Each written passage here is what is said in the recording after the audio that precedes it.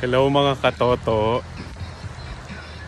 Mga katoto, andito ako sa Dingalan.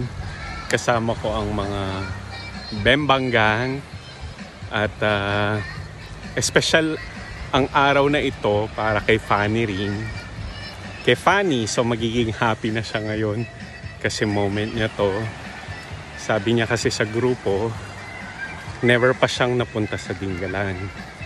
So it's her time na maikot ang bayan ng Dingalan, specifically dito sa may beachfront.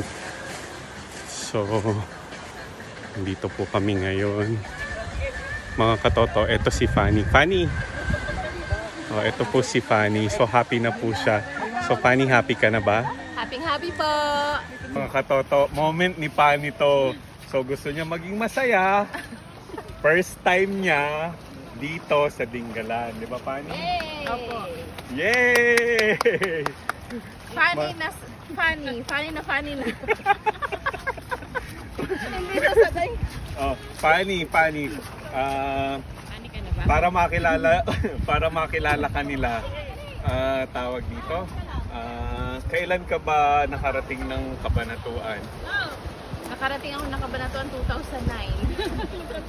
Tapos, magmula ng 2009, ngayon ka na Ngayon lang ako nakarating dito sa Dingalan. Oh. Ilang oras daw mula Dingalan hanggang Kabanatuan? Hindi ko alam. Kalahati lang po from Kalikid. So, ba't hindi mo napupuntahan? So, hour lang pala siya from Dingalan. Actually, katoto, hindi din naman ako taga Nueva Ecija. So, pero not my first time. Pero moment talaga to ni Fanny. Yay! Yay!